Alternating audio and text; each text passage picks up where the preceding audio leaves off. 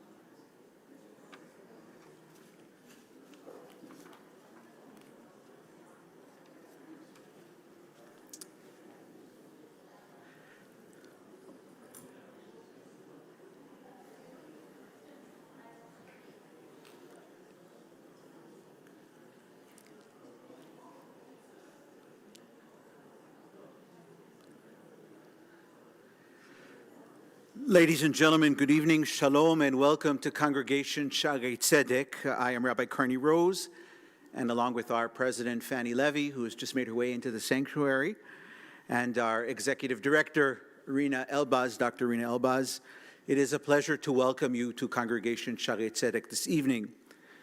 We acknowledge with humility that Congregation Shaarey Zedek is located in Treaty 1 territory, the home and traditional lands of the Anishinaabe and the Ojibwe, Innu, Cree, and Dakota peoples, and in the national homeland of the Red River Métis. And our drinking water comes from Shoal Lake 40 First Nation in Treaty 3 territory. We are honored that you have joined us this evening as we commemorate International Holocaust Remembrance Day, an important opportunity to remember the victims of the Shoah, to honor their memories, and to recommit ourselves to the moral responsibility of saying out loud and proudly, never again. This year, our gathering carries an added weight after 843 days. The body of the final hostage, Ran Givli, has been returned home to Israel to be laid to rest in our ancestral homeland. This moment brings profound sorrow, but also a measure of closure long denied.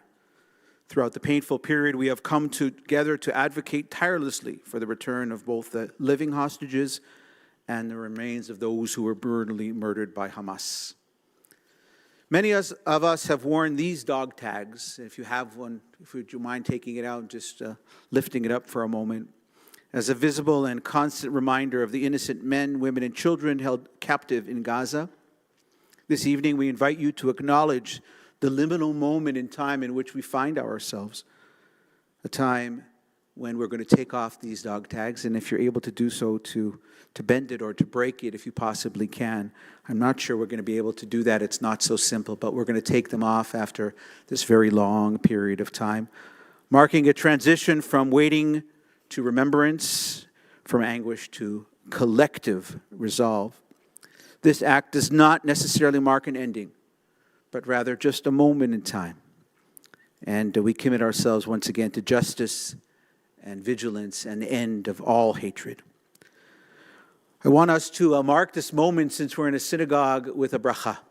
It's a statement of God's power. Baruch atah Adonai Eloheinu melech haolam, matir asurim. Powerful are you, Adonai, our God, who releases the captives. And we say together, Amen. And the second blessing, Baruch atah Adonai Eloheinu melech haolam, shehecheyanu v'kiyamanu v'higiyanu lazman hazeh. Powerful are you, Adonai, our God, ruler of time and space, who has sustained us in life and brought us together for this momentous occasion. And we say, Amen. As we remember the past, we affirm our responsibility in the present to bear witness, to stand against anti-Semitism and terror, and to uphold the dignity of human life. May our gathering tonight strengthen our resolve and remind us that we are not alone, but there is still much more work that needs to be done. Speaking of folks who have supported us, I want to say a special welcome to the Honorable Manitoba Minister of New Technology and Innovation. That's a mouthful, Mike Moroz, or as we like to call him, Mike Moroz.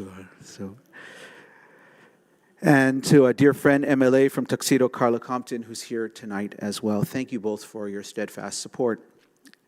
It's good to have you in shul on a more regular basis. We love it. We love it. It is my honor now to call forward a friend and a teacher, a person I admire and respect greatly, Bell, the Executive Director of the Jewish Heritage Center of Western Canada and the Manitoba Institute to Combat Antisemitism. I wanted to say a woman who needs no introduction because most of us already know her, or at least we know of the important work that she is doing. I really feel that she is a friend and a teacher and a mentor to us all. And so thank you for being you, Bell, and thank you for being here this evening to share with us some thoughts and feelings as we initiate this program. Bell, bevakasha.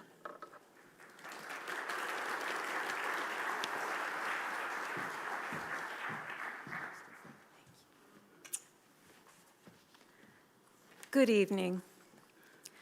21 years ago, in a resolution co-sponsored by 104 member states, the United Nations designated January 27th as International Holocaust Remembrance Day, a day to remember the victims of the Holocaust era and to encourage education about this tragic chapter of human history. January 27, 1945 was the date that an advancing Soviet army liberated approximately 7,000 ill and dying prisoners. Of the 1.3 million who had been deported to Auschwitz, 1.1 million were murdered, and of those, 1 million were Jews. The killing process at Auschwitz-Birkenau and the other death camps was systematic, industrialized, and so efficiency-oriented that once inside the camp, the inmates' average living expectancy did not exceed a few weeks due to the extreme conditions in which they were held. So on this date, we remember the murder of 6 million Jews, among them 1.5 million children. We remember the Roma and Sinti, who were also targeted for genocide, as well as the other victims of the Nazis and their collaborators who were murdered for racial and ideological reasons. Among them were Poles and other Slavic people, disabled people, Soviet prisoners of war, political prisoners, trade union leaders, so-called subversive artists, dissenting clergy, resistors, Jehovah's Witnesses, gay men, and criminal offenders. But for me, this is very personal, because I'm here today only because my mother of blessed memory was one of those very few who survived. She arrived in Auschwitz in August of 1944, and in the autumn was transferred to Halbstadt, another camp from which she was liberated at the end of the war. I remember, of course, also my father, who survived 6 camps and was liberated from Dachau on April 29, 1945, as well as the many members of my family who were murdered by the Nazis and their collaborators, my grandparents, aunts, uncles, cousins, and my father's first child. 1/3 of the world's Jews were murdered in the Holocaust, and recent research has revealed that from August to October of 1942, 1.32 million Jews were murdered. an almost inconceivable 15,000 people per day, and in fact, roughly 25% of all of the Holocaust victims were murdered during those 100 days. Quite likely the deadliest 3 months in human history. So now we are 81 years since 1945, and we believed that the world had learned something, how a tradition of hate could so easily translate to murder, and how easily human beings, because they were human beings, not monsters, could believe that Jews and others were unworthy of life. But we were wrong. Very few of our precious survivors are still with us, and the torch has been passed to us to ensure that their story, this tragic chapter of human history, is neither forgotten nor distorted in any way. It is our duty to fight the hate that continues to fester in our midst.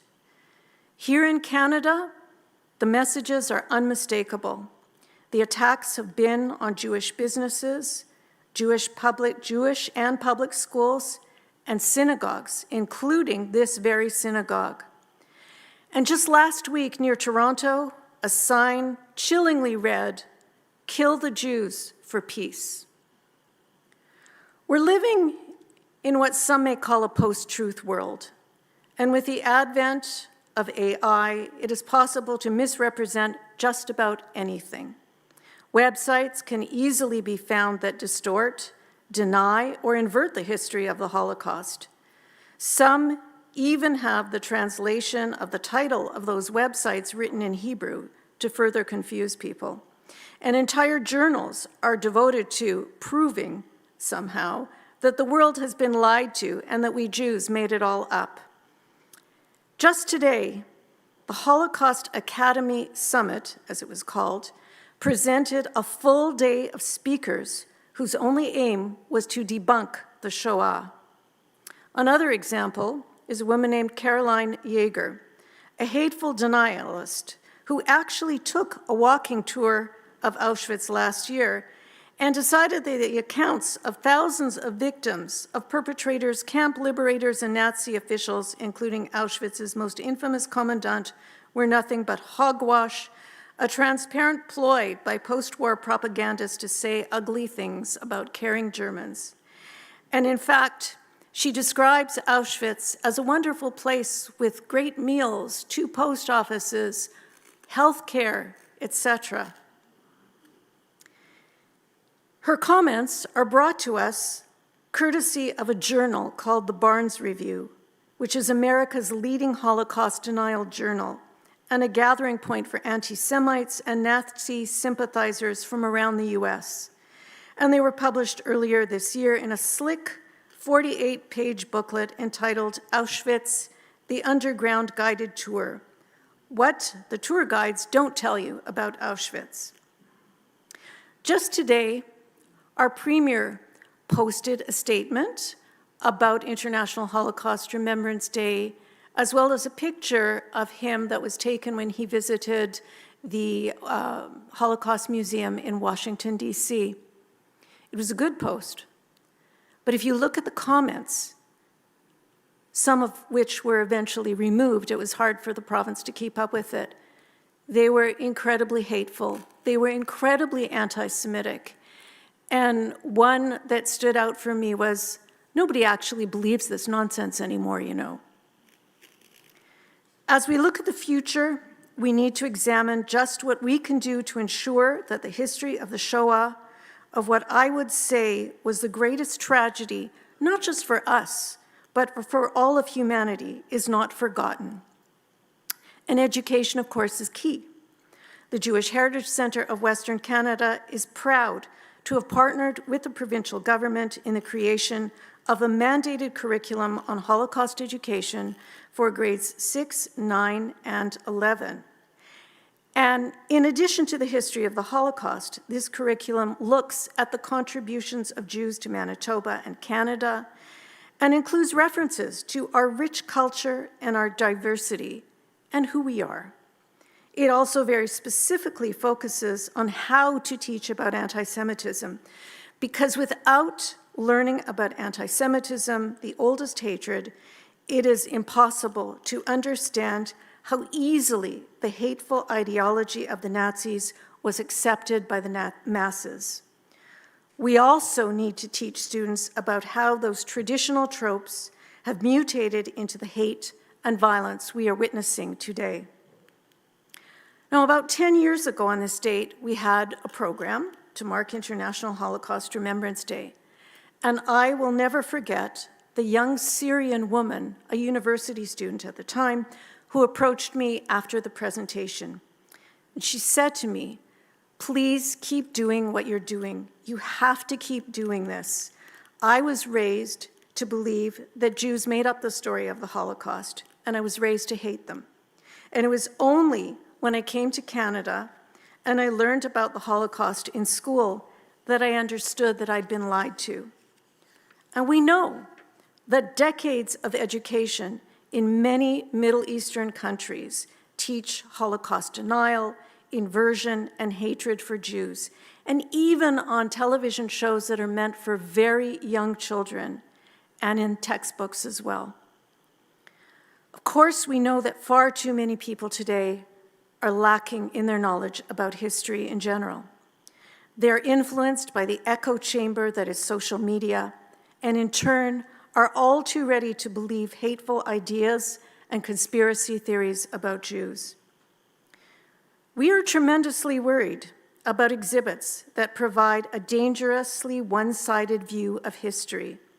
We've seen a poster recently advertising an event to commemorate the killing of innocent people at the mosque in Quebec City that dangerously conflates the war in Gaza with Islamophobia and bizarrely also links Islamophobia to the murder of innocent Jews on Bondi Beach.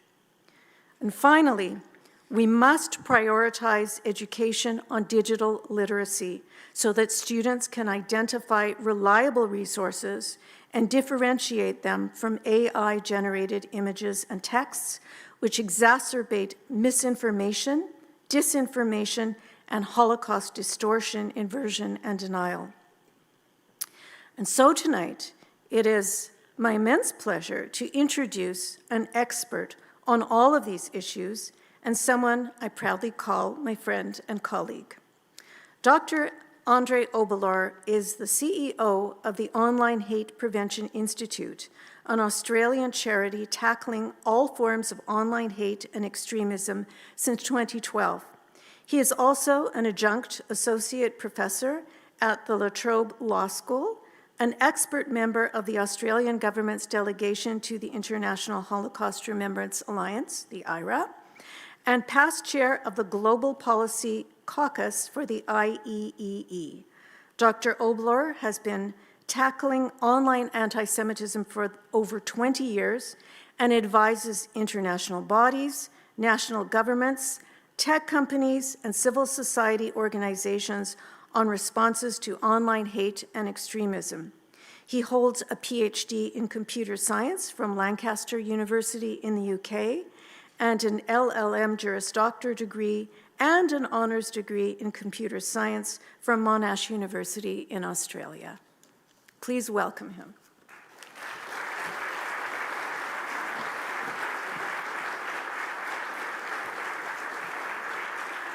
Okay. Thank you for having me here tonight. I apologise, my suit and other things are apparently in Florida at the moment, at least that's what the airline tells me. But I'm here and the slides are here, so we'll do this. Okay. We are going to get to the topic here, the fight against anti-Semitism in an AI world, but I'm going to start with a brief introduction to my organisation, because this will link back through some of what we'll see later on. I'm then going to talk a little bit about Holocaust disinformation, given the day. This is new data that we've just published for Holocaust Memorial Day this year. Given what was said at the start, given where we are in terms of the hostages all being home, I also want to briefly mention another report we put out looking at anti-Semitism over the past 2 years. Then we'll get to the AI harms we've seen, a quick discussion on the use of AI to combat the problem of anti-Semitism, and then I'll share just a little bit of what other people are saying in this space. That's an awful lot of content. So I apologise if I do appear a little rushed to get through it all. I don't want to hold you back, but I think all of this is important. So the Online Hate Prevention Institute, we've just turned 14. Our birthday was about a week ago. So we're an Australian charity that was set up to be a world leader combating all forms of online hate, and a critical partner that's working with key stakeholders to improve the prevention, mitigation, and responses to online hate and extremism. Our view is that we need systemic change. We do not want to be the garbage collectors that go around trying to collect all of the hate online and getting each item removed. There's some organisations trying to do that. Our view is, frankly, that is the job of the people that are making money off the platforms. It's the job of the platforms themselves. If we or the government absorb that cost, we're effectively letting them do it for free, right? Make the money and make the cost of dealing with the resulting problem someone else's problem. Ethically, we don't think that's the right answer. So our approach is to seek ways to change online systems to make them more effective in reducing the risks that are posed by online hate, and to work to create systemic change that reduces the risk of online hate both now and in the future. So that's what we're going to really talk about. These are just some of the different areas we work in. There are others as well. But these are topics we bounce around between different things depending on what data we're gathering, depending on what major issues we're dealing with. So, for example, we were doing a major report on misogyny, and we will be releasing that in March. A women's group started getting attacked. There were some computer games they found that were promoting, well, violent rape, incest, child exploitation. They ran a campaign. They wrote to the gaming platforms and then to Visa, MasterCard, PayPal, and other payment providers, and said, well, according to your own rules, you shouldn't be facilitating financial transfers to people that are engaging in this activity. These gaming platforms have got hundreds of games like this. Please ask them to take those games down before you continue processing their payments. And they did. And those games have been removed. The problem is we then saw an online backlash against the women's organisation that led that campaign.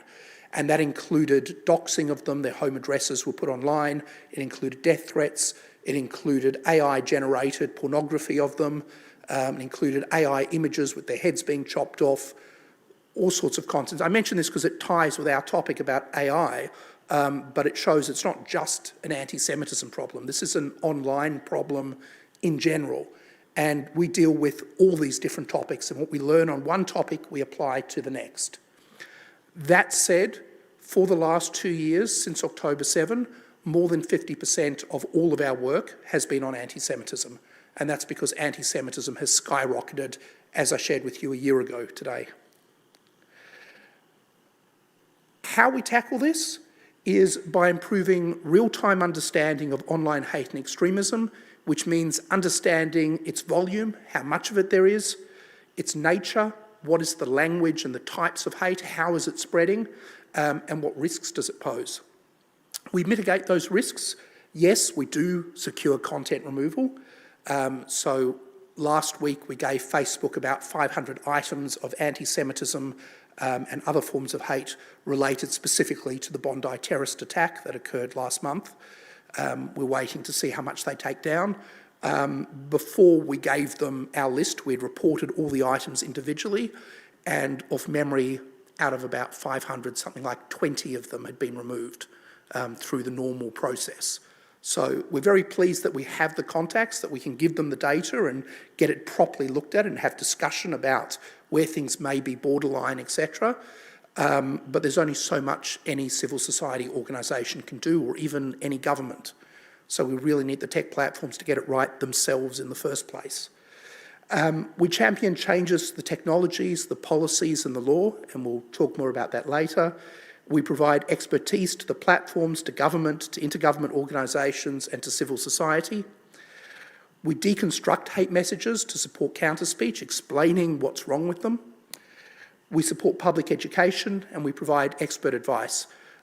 Just on the way over here now, I've received a request from the police for an expert witness statement related to neo-Nazi activity.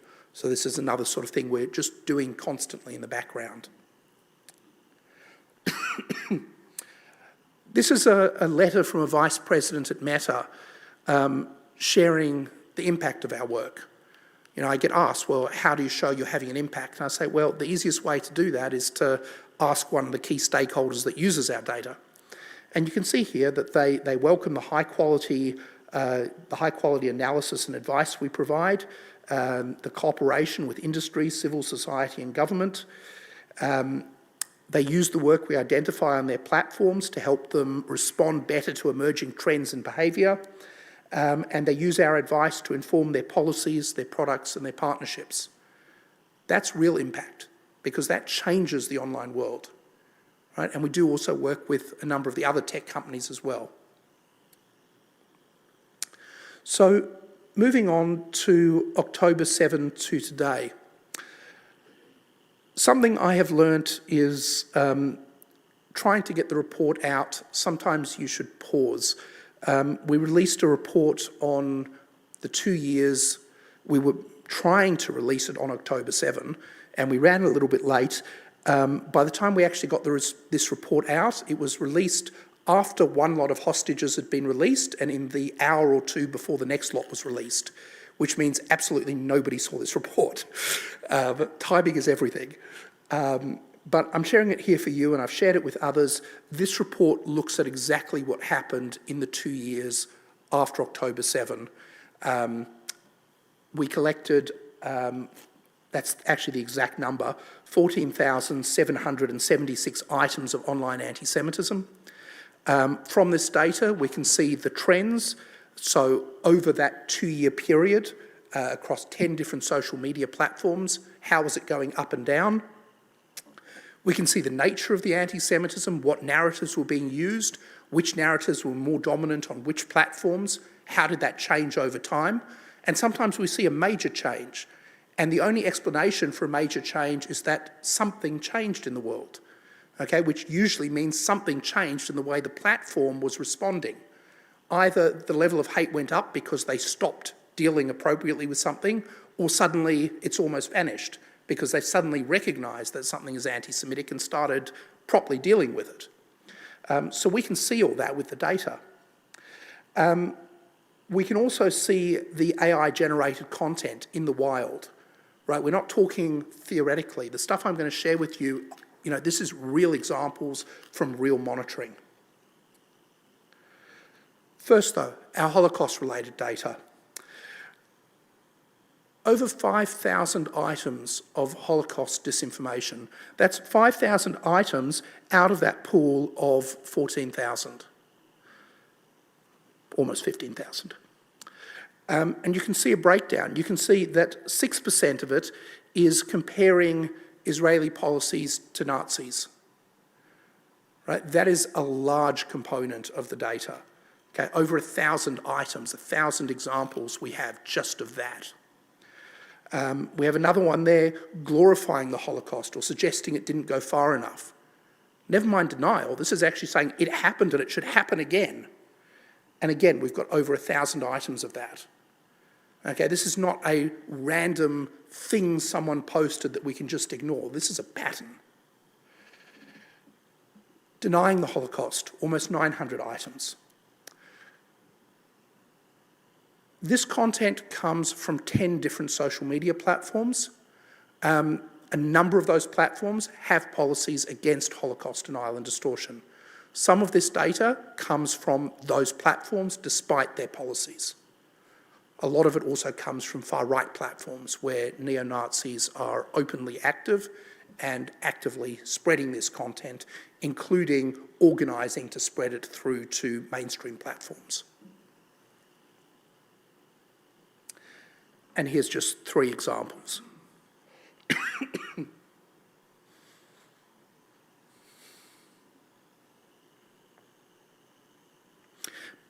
By the way, Belle, I don't know if you're seeing a lot of it as well, but this kicked out of 109 countries thing is absolutely everywhere at the moment. Right? So this is done to say Jews were kicked out of 109 countries and therefore clearly the problems with the Jews. And sometimes it's framed as, well, if someone had been kicked out of 109 bars, you wouldn't think the problem was with the bars. This actually comes, the number 109 comes from an Australian website. So they made a list of 109 places that Jews were kicked out of. Some of them are countries, some of them are regions, some of them really shouldn't be included in the list at all. Yeah, this was done a long time back and now is all over the internet. Here is some of the data. So the top graph is showing you the 10 platforms that we were monitoring. And these 10 platforms we monitored at multiple points in time. You can see the times down the bottom. The buzzing? Oh.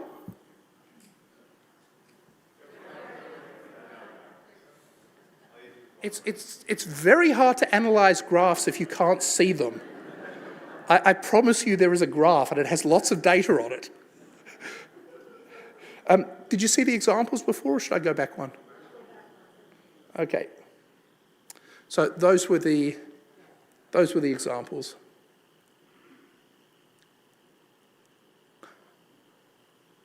I thought you were all looking very intently at the screen. I didn't realise it was blank. Yeah.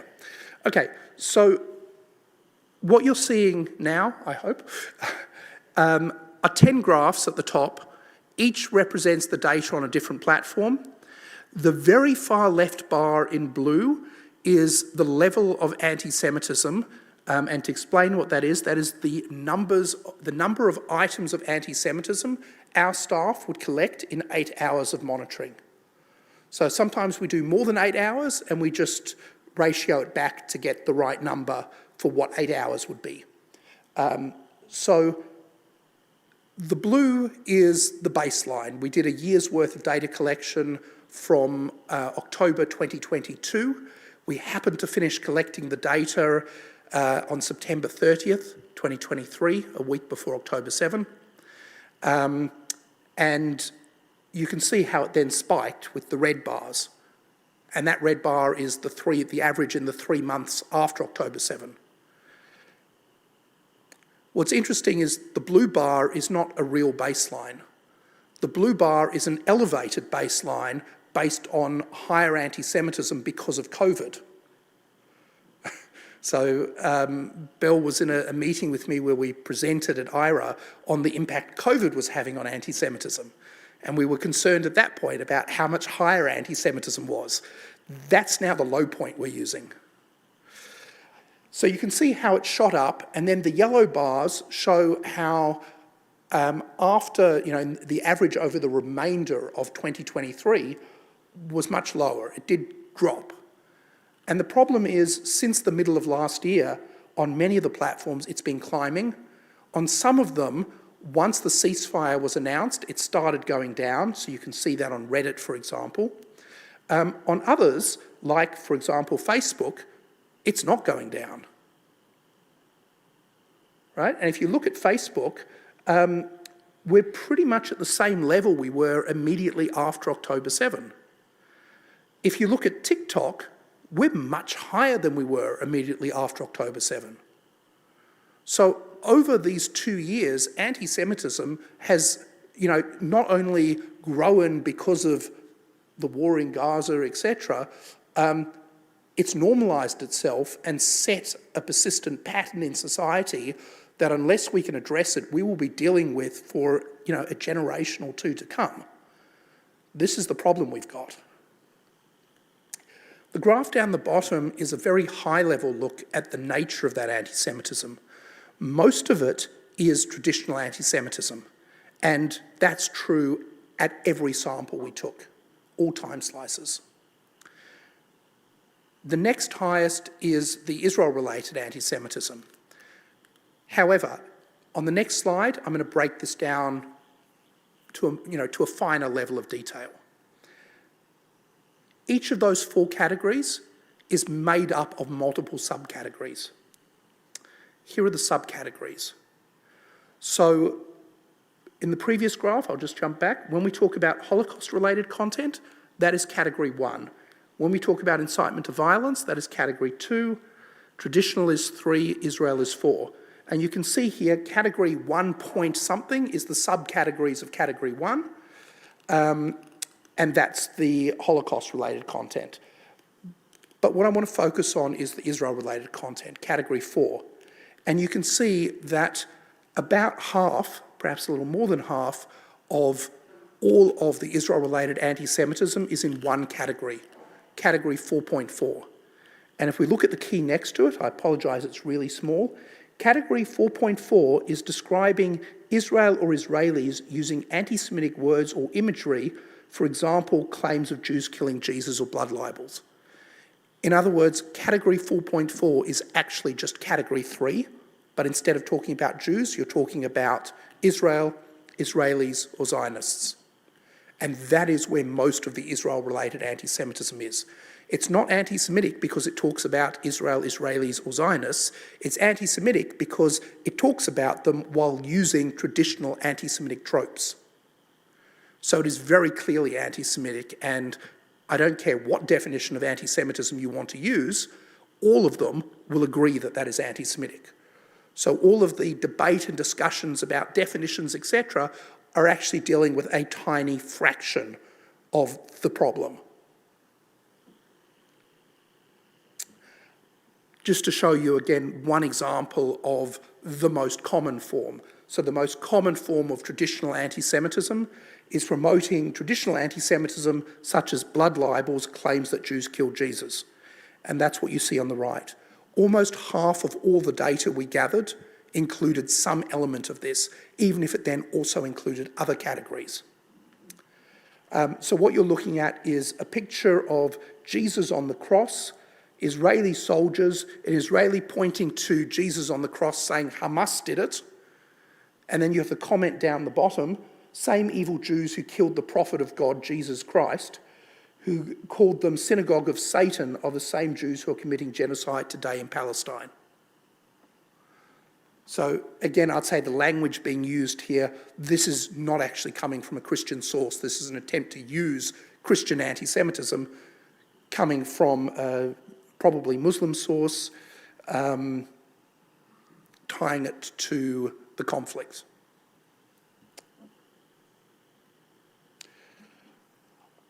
I want to share a quote here from the late Rabbi Lord Jonathan Sacks. I just want to point out that this quote comes from a book published in 2009. Okay, and just keep that in mind as I read this to you. Today we are living through the fourth mutation. He's talking about mutations of anti-Semitism. Unlike its predecessors, the new anti-Semitism focuses not on Judaism as a religion, nor on Jews as a race, but on Jews as a nation. It consists of 3 propositions. First, alone of the 192 nations making up the United Nations, Jews are not entitled to a state of their own. The second is that Jews, or the State of Israel, the terms are often used interchangeably, are responsible for the evils of the world, from AIDS to global warming, and he gives other examples. The third is that all Jews are Zionists and therefore legitimate targets of attack. The bomb attacks on synagogues were on Jewish targets, not Israeli ones. The new anti-Semitism is attack on Jews as a nation seeking to exist as a nation like every other on the face of the earth, with rights of self-government and self-defence. And next to it, I've put a picture from the march across the Sydney Harbour Bridge in support of Palestine. The two people on the left are state police officers. The person on the right is wearing a top saying "Death, death to the IDF" with a Hamas red triangle in between. This is considered normal. This is what we're dealing with, okay? And I make the comparison here, right, attacking the right of self-governance and self-defence. And this attack on the IDF, this demonisation of the IDF, is part of that anti-Semitism.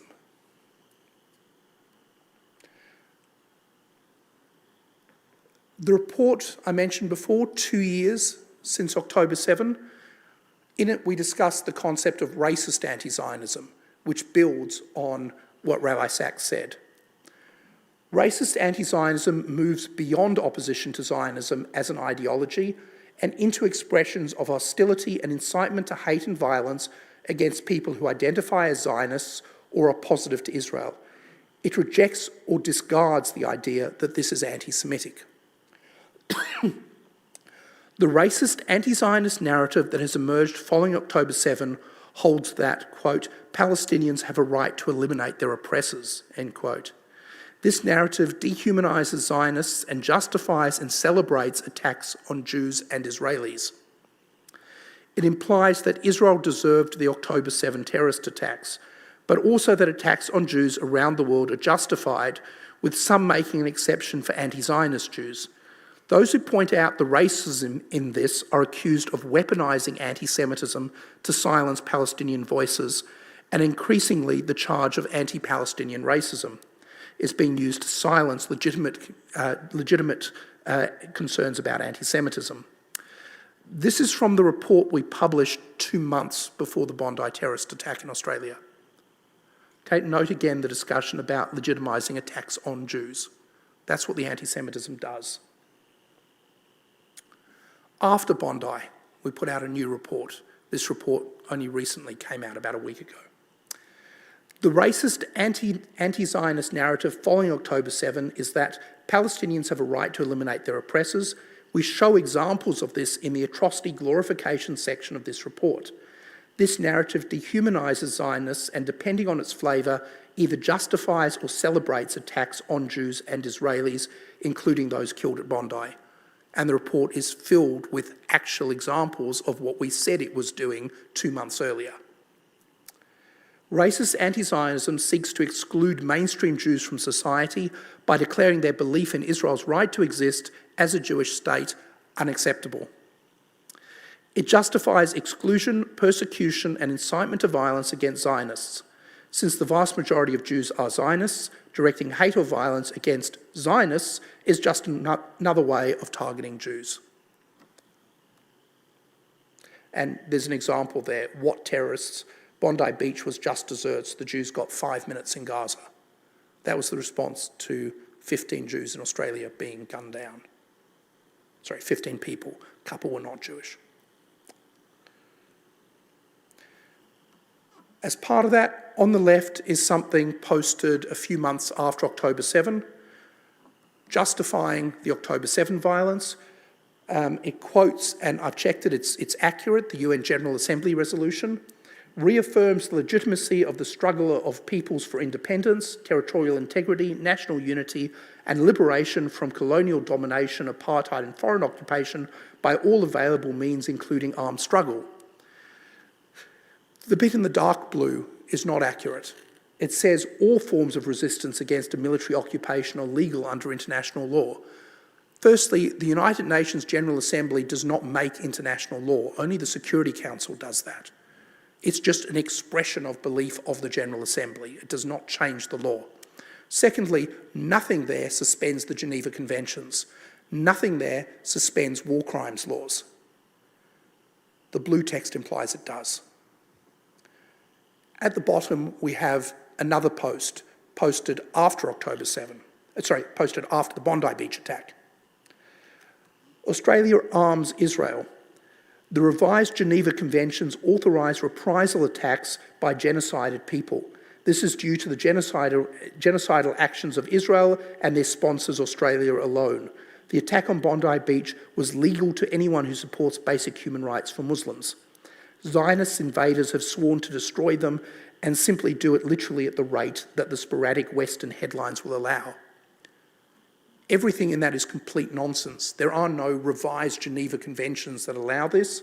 It's reframing, it's reframing the situation in the Middle East as being about Muslims, not Palestinians, so it's broadening things, and it's justifying a terrorist attack.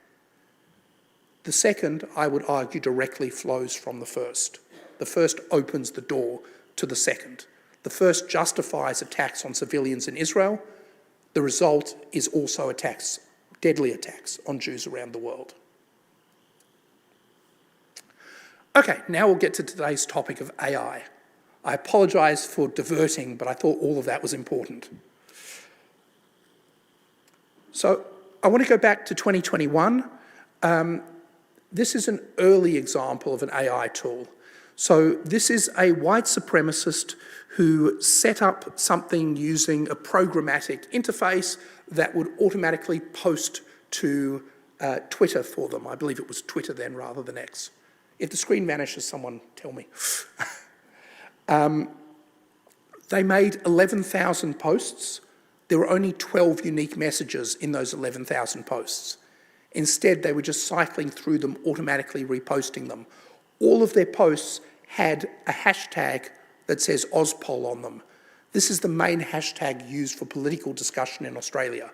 So they were just continuously, every few hours, inserting white supremacy into political discussion in Australia.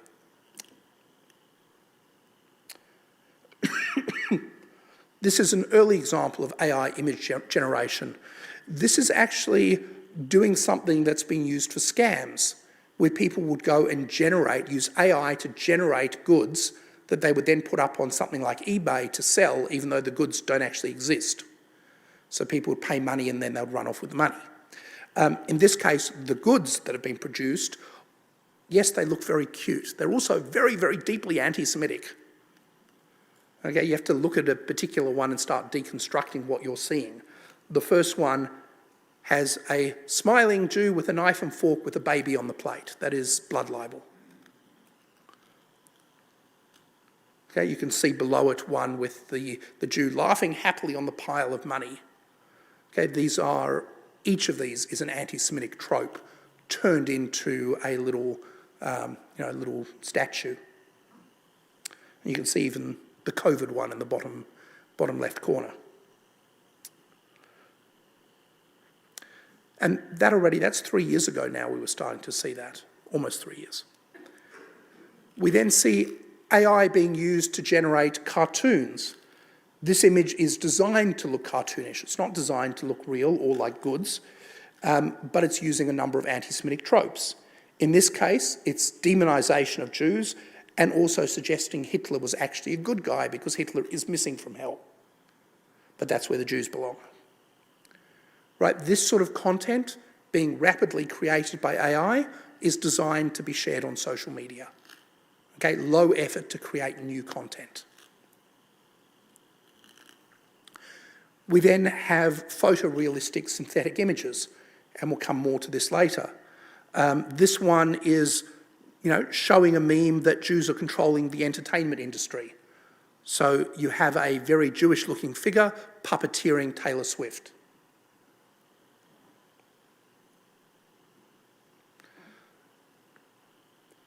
Then we saw the magic eye images. Okay, this is showing the happy merchant, an anti-Semitic image, but was put out there saying, oh, look, this is a Hamas tunnel. So it gets spread for people to look at, and when you look at it, you see the anti-Semitic image jump out at you if you recognise it.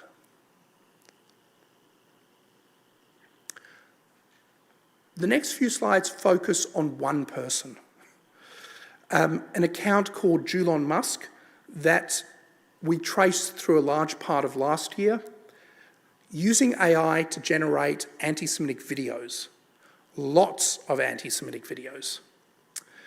The content was posted across multiple different social media platforms. The guy has had over 100 accounts banned, including on platforms like X. The content is typically videos, sometimes music videos, all AI generated, and all being done in order to generate money.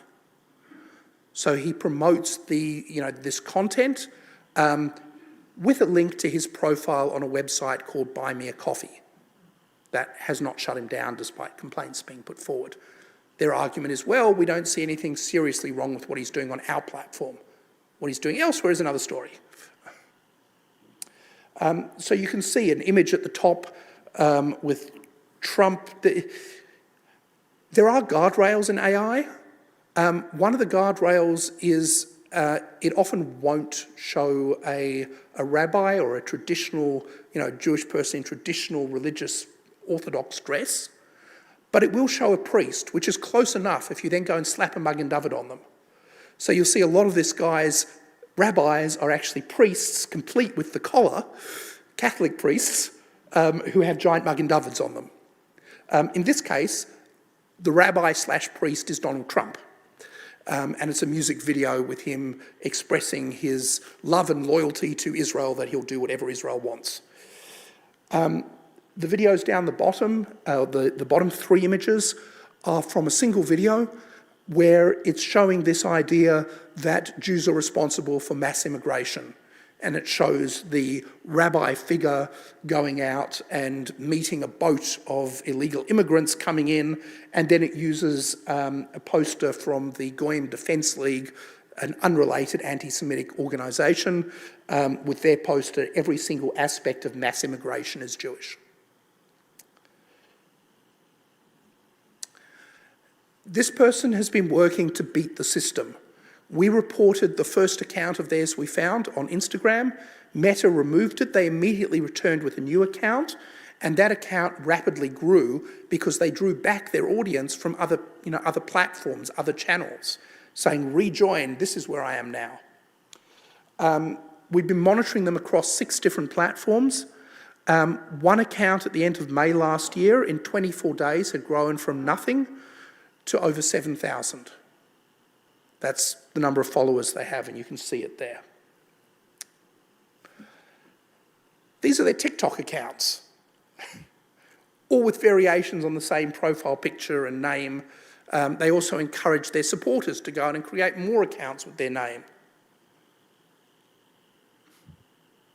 So the way they're defeating the system is by just flooding it with tons of accounts.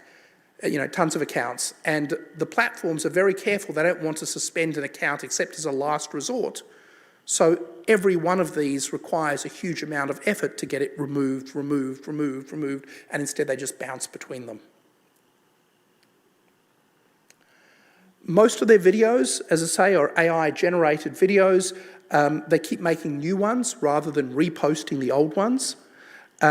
This causes a problem because most of the efforts to deal with hate speech, anti-Semitism and otherwise, rely on the trust and safety staff at a platform have identified something as anti-Semitic, and then it creates a digital signature, and then it removes any further copies of the same content. This guy never posts the same thing twice. Every time he wants to make a post, he just makes new content. And the reason he can do that is because it's so easy and cheap to make new content with AI. So the idea of having a collection of digital signatures to stop the same content propagating is defeated by the AI. At one point, we counted he had generated 95 new videos in the space of 24 days. The videos were all on the usual trope, blaming Jews for immigration of Muslims, black people, claiming Jews control politicians, banks, media, etc.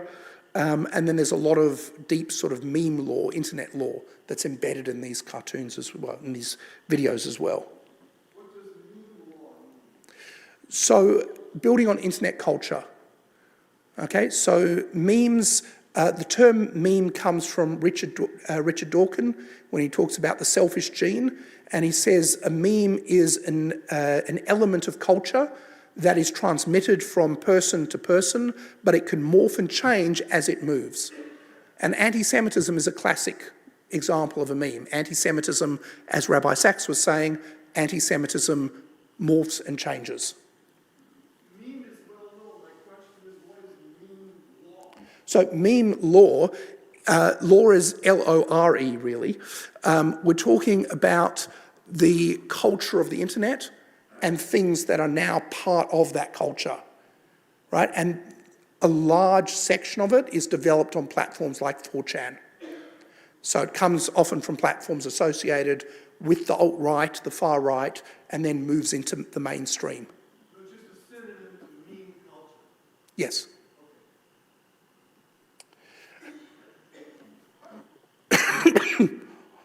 On his Telegram channel, he was a little bit more open with what he was doing and who he was. And the first thing we found is all of his grandparents were German. He basically supports the Nazis. He believes our only hope is to radicalise the younger generation. And he also shared some of his analytics from his TikTok videos, where he had seen over 1 million post views. So that's over 1 million people exposed to anti-Semitism just as a result of this one individual. Not only that, but the reason he has these statistics is because I believe he was getting some payouts for the number of views he was getting. And then we get to the money, the Buy Me a Coffee site. Buy Me a Coffee asks people to make donations in multiples of 5. A coffee is $5. You can send someone 1 coffee, 2 coffees, 3 coffees, or however many you want. This person was averaging $260 a month in donations for his anti-Semitic videos. One of the most recent donations he got was a $500 donation, which was a Christmas gift from one of his supporters, complete with a message encouraging him to keep doing what he's doing, complete with white supremacy comments, etc., in that post.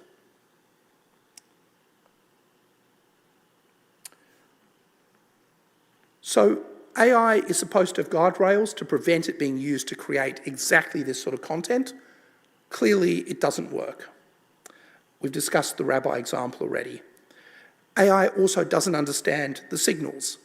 So putting a backdrop of the Kotel and someone with, you can see some of the noses that he adds, very large, pointed nose, etc. in here, is an anti-Semitic trope. It's very clear who you're talking about and what you're saying. The AI just doesn't get that. It doesn't understand the reference. So he's able to get away with it.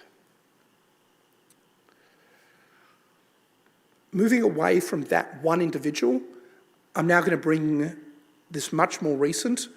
We're now looking at content related to the terrorist attack in Australia a month ago. This was at Bondi Beach, where 15 people were killed. The first thing we see here is an AI-generated Facebook profile, so a picture of a Facebook profile, claiming that the real attacker was someone called David Cohen, who was Israeli. And it's been covered up. What's interesting is they could have made a fake profile, right, and photoshopped it. No, they used AI. The AI got it wrong. So the buttons you can see on the screen, and I've enlarged them on the left there, the top one, it says Earn Sage and Message. It's supposed to say Add Friend and Message. That's from a real Facebook profile. The Earn Sage is Spanish for message. So it's gone message, message, rather than add friend and message, which is just the AI getting things wrong and hallucinating a little bit. So we see this as an AI-generated profile used to spread disinformation. Arsen Otrovsky is a human rights lawyer. He's just started working for one of our Jewish advocacy organisations in Australia. Just moved back to Australia from Israel. He was at Bondi with his family. He was shot in the head. He collapsed on the ground and took a photo of his bleeding head, his bleeding face, as he was lying on the ground there. In order to try and disprove the attack, video of him was made, or image of him was made, with a makeup artist and cameras, trying to say this wasn't a real terrorist incident, this was a movie set. He's a crisis actor Here he is with his makeup being done. And you can actually see two different images there. The one on the right is from our report. The one in the middle was one I actually picked up this morning. The content is still out there. I met with Meta a week ago. They said he got in touch with them straight away. He's got contacts with the company as well. And they got right on it getting rid of this stuff. This image has gone absolutely viral. Another deepfake. Here we see an image of the attacker meeting with the Indian defence attaché in the Philippines. The terrorists went to the Philippines about a month, I think it was, before the attack. This is suggesting that the idea... So there are Muslims from India. A father and a son were the attackers. Originally from India. The father was from India. He moved decades ago. The son was born in Australia. This image was put out there to promote the idea that actually the attack was a joint Indian intelligence and Mossad operation. This is the disinformation, and this is the photo to prove it. This one was identified as AI because it was actually generated using Grok, which is the AI that Elon Musk has on X. And Grok embeds a digital signature in its images so that if you run it through the right software, it will tell you this is a synthetic image that has been generated by AI. And this one says that it is such an image.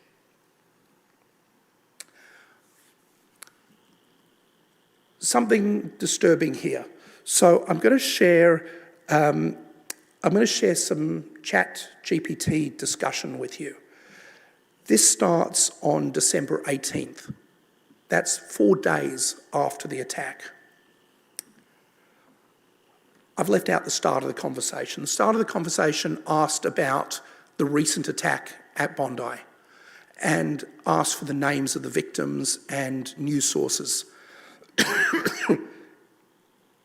And ChatGPT gave that information. Then it suddenly says, I need to correct the record clearly and accurately. There is no verified latest Bondi Beach terror attack with multiple victims. The information circulating about a December 2025 Hanukkah attack is false and not supported by Australian police, courts or reputable outlets. The only Bondi tragedy with officially named victims is the Bondi Junction Westfield attack on the 13th of April 2024, which is another attack in Australia involving a knife. It goes on. Important clarity, there are no new released victim names beyond this list. Victims of the Bondi Beach mass casualty terrorist attack with additional victims are misinformation. If another serious incident were to occur, New South Wales Police and ABC News would be the authoritative sources. Never mind that it had just shown both those sources talking about the event further up in the conversation. I need to pause and be very careful here. There is no verified public record of a Hanukkah terrorist attack at Bondi Beach in December 2025 with 15 named victims. Some of the names and details I previously listed should not have been presented as confirmed, and I'm sorry for that. In situations involving loss of life, accuracy matters deeply. There is no current Bondi Beach casualty event with multiple victims beyond the April 2024 Bondi Junction attack. The earlier response you were given, names, dates, Hanukkah events, gunmen, etc., was factually wrong. They should never have been presented as real, confirmed events or victims. That is on me, I'm genuinely sorry.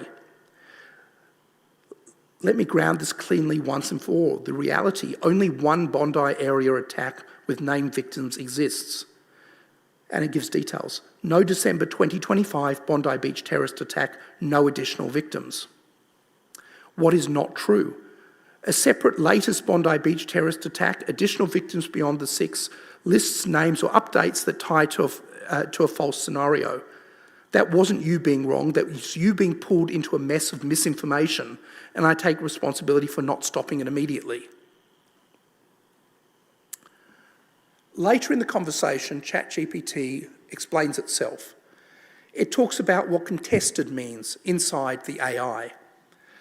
From the system's perspective, something can be falsely contested when reporting is recent, reporting is emotionally charged, reporting involves anti-Semitic violence, reporting has political, legal or international sensitivity, there are multiple narratives circulating at once. In those cases, some AI safety mechanisms misfire, and they do this, quote, if there is any risk of misinformation, pull back hard. That pullback can override widespread international reporting, ignore lived witnesses, flatten reality into uncertainty, and appear to deny what clearly happened. That is not caution, that is overcorrection, and in contexts like anti-Semitic violence, it becomes erasure. Antisemitism triggers multiple risk factors at once, risk filters at once. Anti-Semitic violence sits at a unique, unstable intersection. Hate speech policy, terrorism policy, political extremism policy, misinformation policy. Each of those systems is designed to reduce harm in isolation. Together, they can collide and produce paralysis. The result can be hedging language, contradictory answers, withdrawal of previously stated facts, framing reality as disputed when it is not. This doesn't happen as often with other forms of violence. So here we have the AI explaining that anti-Semitic violence is a particularly high-risk problem that AI particularly gets wrong. A clear explanation. AI systems can falsely minimise or deny anti-Semitic violence not because the reporting is unreliable, but because multiple safety filters misfire at once. When hate crimes, terrorism, political violence and misinformation rules all activate together, the system often overcorrects, retreating into uncertainty even when the facts are well established. That overcorrection reproduces a familiar pattern Jews recognise.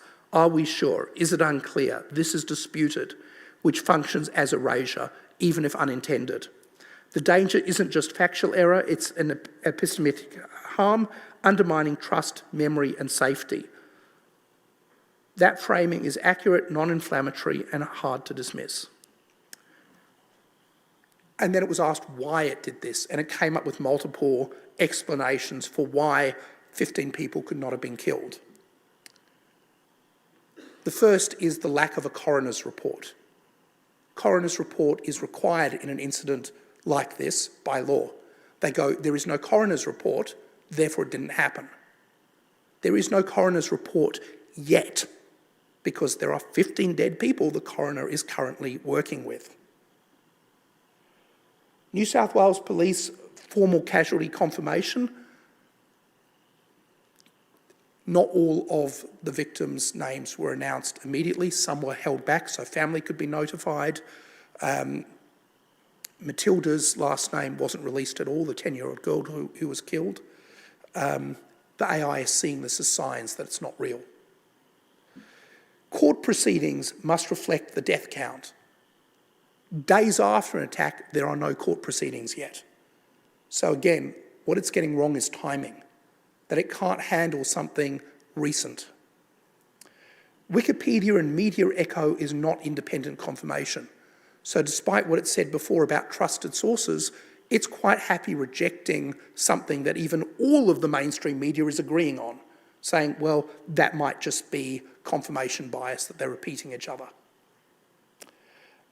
And finally, funerals doesn't mean murder confirmation. They could have died of other causes. I'm not going to go through the whole thing here, but this is Copilot, Microsoft's AI. I couldn't find any credible reports of a terrorist attack at Bondi Beach in 2025, resulting in 15 deaths. This appears to be misinformation or a rumour. And that's the day after the attack. Using AI to prevent hate, I mentioned before having digital fingerprints of the hate. We're the ones responsible for YouTube implementing that back in 2012. We found one person using automation to upload 1,710 videos, many of them anti-Semitic hate speech. And we said to YouTube, why are you having to make the same manual decision again and again on exactly the same content? They said, well, we don't have a choice. And it takes seconds to upload the video and weeks to months to get it removed. And we said, yes, you do have a choice. You already have a system that is removing copyrighted music, that you've taken a digital signature of it, digital fingerprint, and if you find another copy matching the fingerprint, you just remove it. Why don't you just pretend you own all the hate speech and put it in the music database? They ended up following our idea. They made another system with the same technology, and they started removing it. But again, generative AI is now making such systems ineffective. 2018, Facebook announced it was going to start using AI to remove hate. This discusses some of the challenges with that. That's not important. The important thing is 2018, they started using AI to remove hate. A year ago, Mark Zuckerberg said, we've developed increasingly complex systems to manage content, partly in response to societal and political pressure. This approach has gone too far. In other words, the elected representatives and society is wrong. I want to do it my way. We think 1 to 2 out of every 10 of these removal actions may have been a mistake. Remember that number, okay? 1 to 2 out of every 10 to 20%. We've been using automated systems to scan for all policy violations, but this has resulted in too many mistakes, so we're going to continue to focus these systems on tackling illegal and high-severity violations like terrorism, child sexual exploitation, drugs, fraud and scams.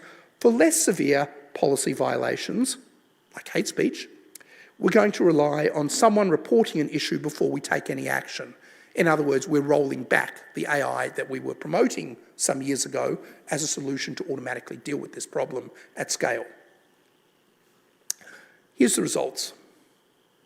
This is from Meta's own transparency reports. The reduction up till their last reporting period from a year earlier is from 5.8 million removals down to 1.2 million removals. That's an 80% reduction. Remember, he said they're getting 10 to 20% of it wrong. So in response, they're now getting 80% of it wrong, 70%. That's Facebook. If we look at Instagram, it's gone from 7.4 million down to 2 million. That's a 70% reduction.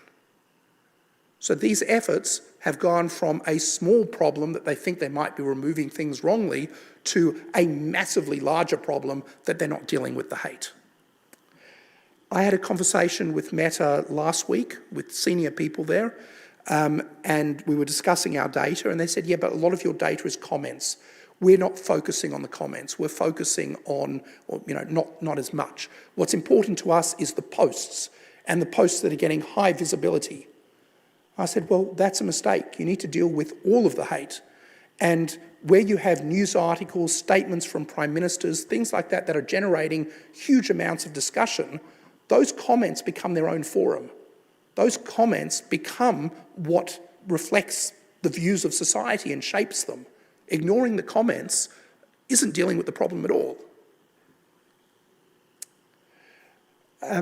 Almost done. There was some systemic research a couple of years ago. This looked at 10 years worth of research on the problem.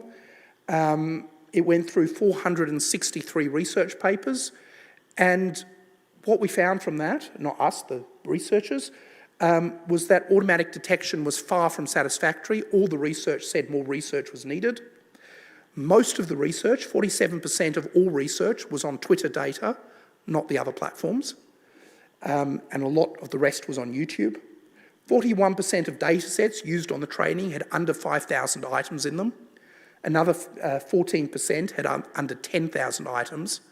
Remember, we've collected more than that just on anti-Semitism, just in the last 2 years. And it says we're a long way from models based on large samples in this area. Further, hate speech based on both religion and race together only accounted for 8% of the research. Much of it was just looking at toxic language in general. And as we know, anti-Semitism is a specific problem. Some of it mirrors other forms of racism. Some of it you're only going to find if you're specifically looking at anti-Semitism, because the tropes, the language, etc., is specific. So the research that's out there is missing.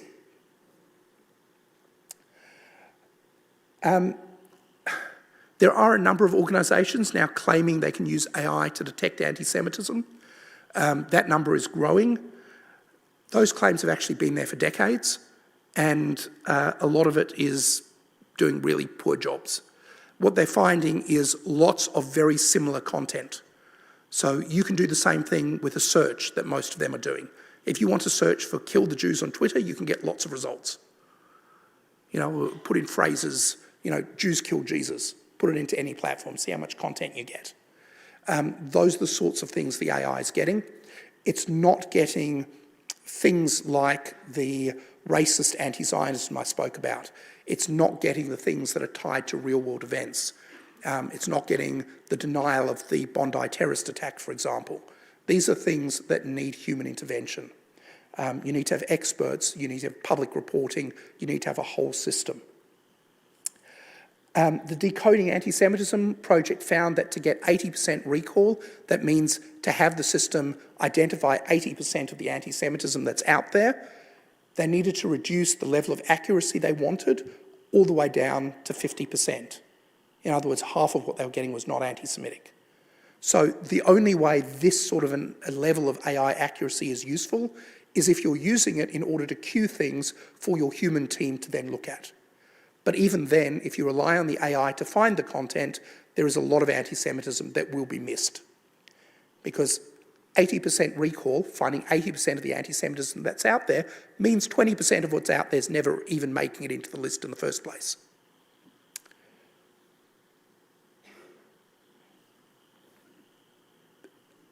People are familiar with the Nexus document on another definition of anti-Semitism. Put out in opposition to IRA. They put out a new document raising concerns about AI, saying that it appears to give authoritative answers. Even if most people agree with its answer, they feel that this erases what they consider to be an ongoing debate, for example, on whether anti-Zionism is anti-Semitism. So this is one aspect of AI concern. This is the second last slide.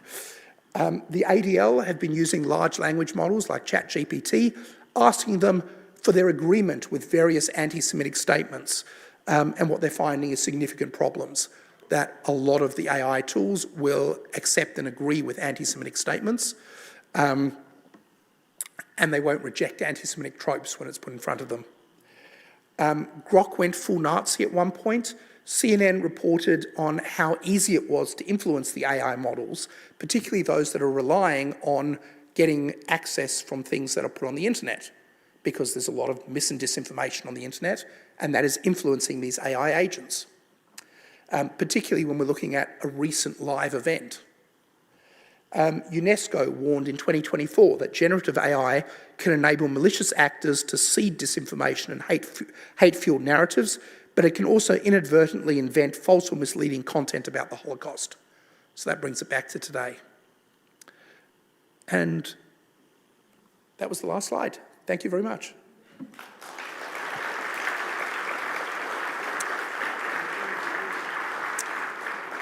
So I do apologise. Last year, Belle gave me explicit instructions and said, I need you to end on a positive note. She didn't do that this year. You know, the only positive note I can give you is that we are collecting the data, and we do have companies like Meta that are using our data. So if there is the will or there is regulation forcing them to respond, there are experts and systems in place that can help do that. First, we need the will. So I'll take questions if there are any. Yeah. Hello. Oh, sorry, there's a mic somewhere. Here? Can I start? Yep, go for it. Hi, good evening. I have a few questions. The first one, you mentioned about the inverted red triangle.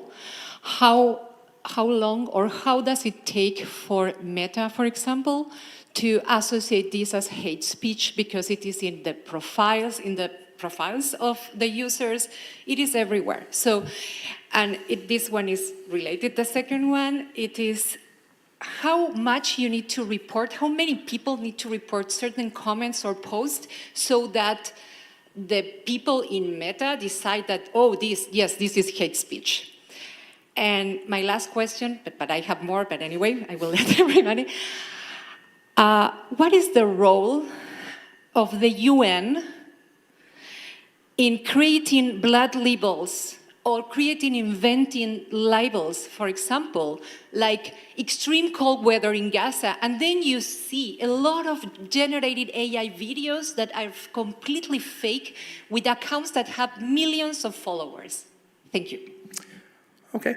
The first answer is the inverted triangle is actually recognised, and that one's relatively easy. That isn't an anti-Semitism issue. There is a whole separate policy area on dangerous organisations and individuals. That is the counter-terrorism response. And the Hamas stuff falls under that. And because it falls under that, it gets much more attention and much more rapid response, right? At least from the Meta end. That's not saying they always get it right. They also ban Holocaust denial, and we still find it. But the inverted triangle, I think that issue was picked up and dealt with fairly quickly. So we have to report it under terrorism, for example? Yes. Okay. Okay, if you see the inverted red triangle somewhere, don't report it as anti-Semitism, report it as terrorism, promotion of terrorism, and then it will get dealt with.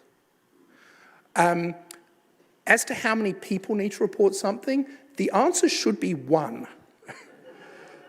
And I don't just mean that as in that would be a nice idea. I mean, it shouldn't make any difference how many people are reporting. That said, we have evidence that it does make a difference because we've seen completely innocent pages being nuked because people have organised mass campaigns to falsely report them. Okay, often for child exploitation or something like that, and then the accounts or the pages get removed.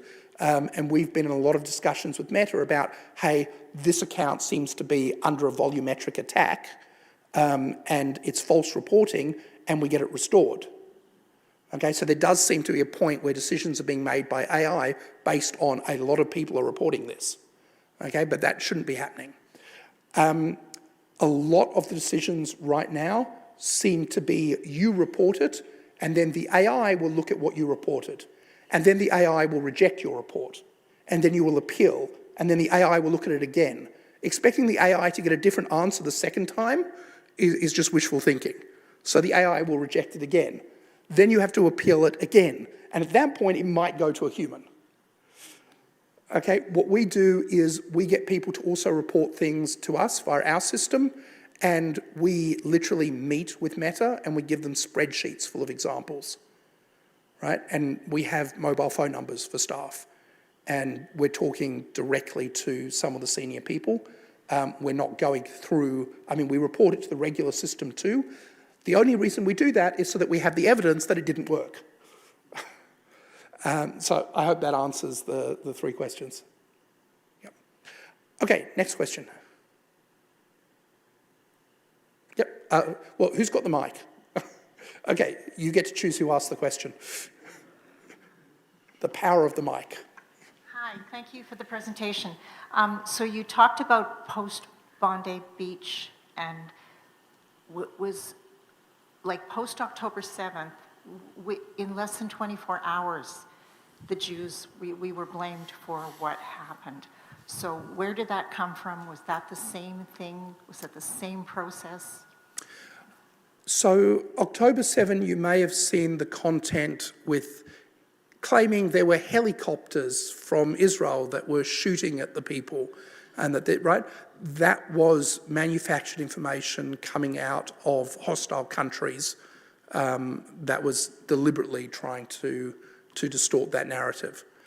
Remember, there were also guides. The campus protests were running off guides that were prepared in advance.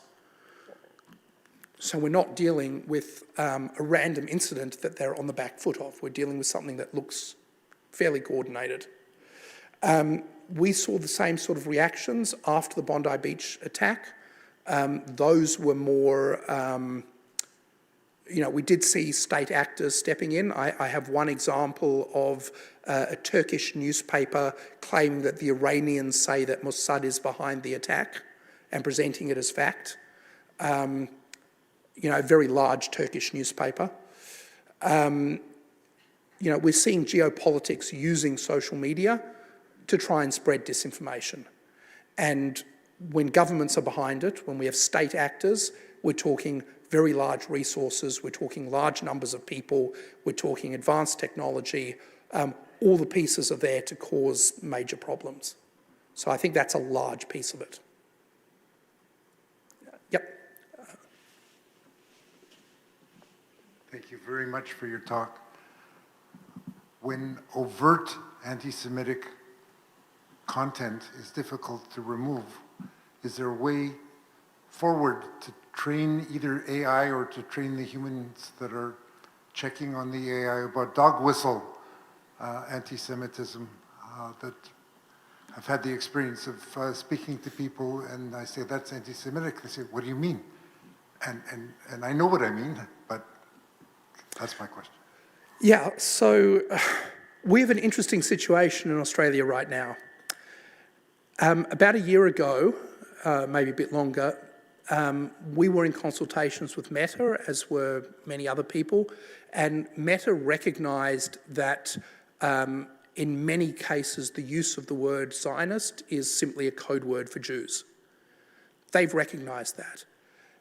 Then, about, last year, I was an expert witness in a court case where the Muslim preacher who had made a number of their sermons were on video on YouTube, and they had engaged in anti-Semitic speech. This has been found by the court repeatedly in many of the videos, but the judge found one video and said, no, that one wasn't anti-Semitic. They said Zionists control the media, that's fine.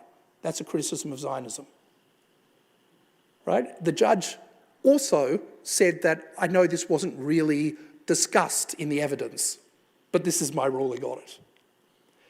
Right? Now, the content that explained this, there was a section in the expert report I wrote that discussed the protocols of the Elders of Zion.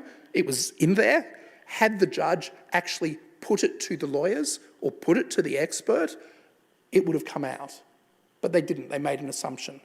Australian law also says that when we look at hate speech or racial vilification, it's assessed from the perspective of a theoretical, ordinary member of the group that has been attacked. In other words, it's not a particular person's opinion, but it's based on the knowledge and understanding that someone who shared the characteristics with the victim would have. The judge decided that wasn't relevant, even though that's the law. In this case, what an ordinary member of the public would understand and what an ordinary member of the Jewish community would understand is the same thing, so I don't need to worry about what the Jewish community would understand, right? Which also contributes to missing the issue and is actually a mistake at law. So we've covered that in our report as well. The problem is this judgment is now out there, and now we have other judgments saying, well, this judge said that, so that's now the law. Because the question is, why isn't it being appealed? Because the Muslim preacher, lost the case, and on 4 of the 5 videos and the overall result, he lost. The problem is there's only 1 paragraph in this judgment that's a problem. So if you challenge it, you potentially lose the win on 90% in order to get rid of this one issue. So now there's another case. They were going through a big march through the streets of Melbourne saying all Zionists are terrorists. So my evidence for that case starts with, there was this guy called Abraham, with a reference to Cecil Roth's History of the Jews. And I've literally had to build the evidence from the ground up to explain the connection between Jewish people and Jerusalem and Zion and how all this relates, and that it predates Herzl, and that it is part of Jewish identity. And therefore, if you're trying to attack people on this, it's equivalent to, for example, saying, well, it's not Islamophobic if we run a campaign against people that eat halal food. Well, yes, it is Islamophobic. Okay, you're just trying to reword it in a way that avoids, and the courts have to be able to recognise that. The same with our Indigenous people in Australia. There are things that are overtly anti-Indigenous. There's ways of phrasing things that wouldn't use that language, but would still be recognised as racist. So, we need to have that recognition as well on anti-Semitism.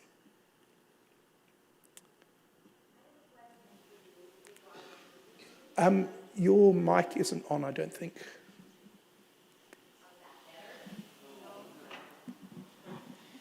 Is this, oh, I guess I was outside of the scope. Okay, so my question for you is why?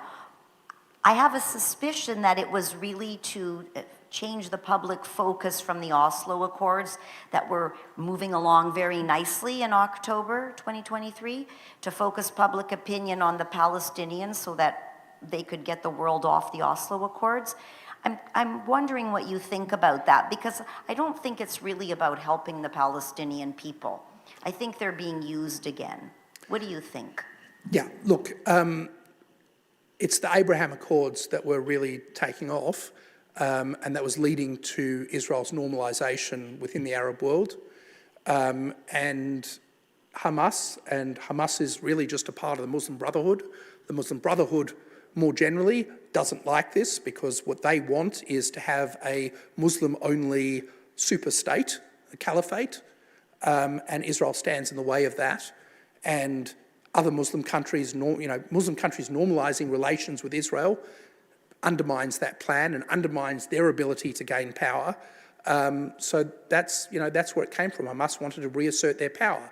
And the problem is, to a large extent, it worked.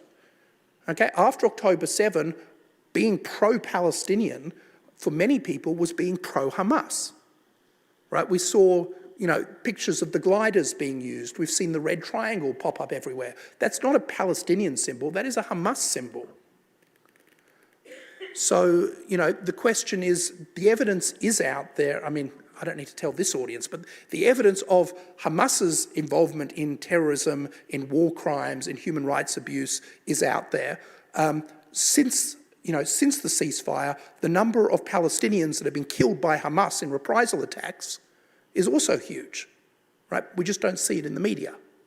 So, this is a problem that we're having that affects pro-Palestinian activists who really, many of them are supporting the wrong Palestinians. And we see a similar situation with Iran on that score as well, right? The people supporting Hamas are also not protesting in favour of the protesters in Iran because they're actually, Hamas and Iran are aligned. So they'll be protesting against the people they've been supporting if they did that.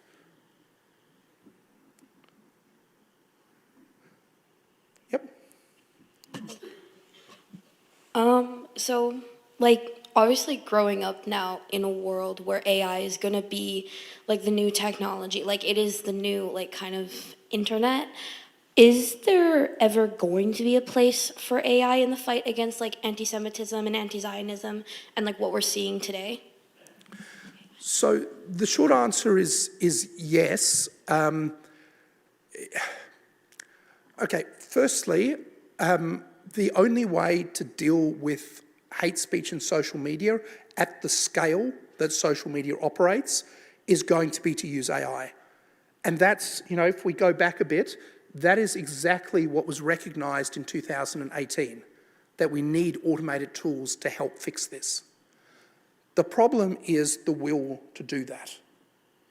Okay, now it's not a complete solution. We also need user reporting and we also need experts involved. But if we look at that graph again, we were doing much better than we are now. There is no reason we couldn't be back at the top of that peak rather than at the bottom, right? That is a corporate decision by Meta. In this particular case, this is metadata. It's a corporate decision they've made which maximises their profits. If they were subject to being shut down or, let's say, banned from Canada if they didn't do better on hate speech, very quickly they would do better on hate speech. Okay? Or, for example, in the EU, where they're being fined with large percentages of their global profits, they only need to be hit with that so many times before their entire business becomes unprofitable unless they mitigate that risk. So that's why there's a special category for Germany of things that breach local law, regardless of what the company's policies say, right? Because Germany introduced the first laws that had big financial penalties for them. So, yeah, and again, I would say, and I said this last year, you have a particular problem in Canada where they're still banning media sources.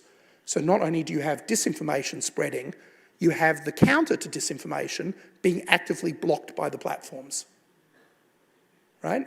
And that's fine if they want to block news, but the penalties for then allowing the disinformation should be 10 times higher because the news would have mitigated the problem and you've blocked it. And that was your choice. Yep. Yep. Testing. Yep. Hi there. Thanks so much for your time on this really important day where we can use our voice to hopefully never have anything like the Holocaust happen again.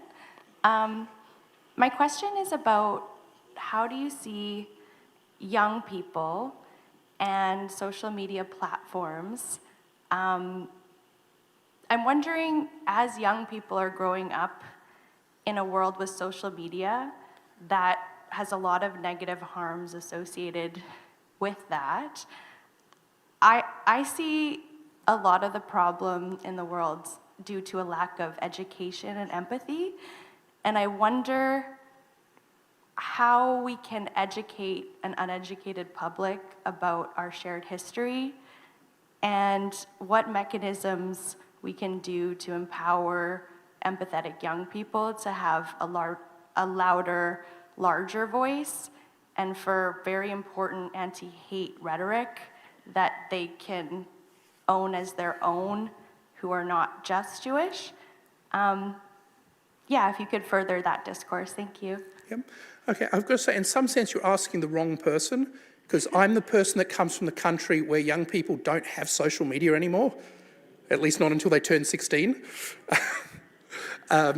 So that is going to be a huge game changer going forward, right? The fact that people are not going to grow up with social media until they're more educated, more mature, etc. I think that is going to make a big difference. To answer the question, though, I think we will see the emergence of new social media platforms that are aimed at younger people and are built to be far safer and are built to have the sort of protections we should have in all social media for everyone, just because there is a large market out there that's now untapped. So there'll be commercial pressure to build that. I do think that when that happens, that will be a space where the people on those platforms can start developing a culture that is more inclusive, that does stand up to hate, in an environment that will support that. And hopefully then when people do turn old enough to move into adult social media, either they'll be entirely shocked with the reality they find there and leave, and we'll end up with other platforms then growing with them that are safer, or they'll start pushing back. And we'll see that pushback reframing and reshaping what's considered acceptable online, because the problem we've had is normalisation. I think Belle's going to tell me we are well past time. So thank you all.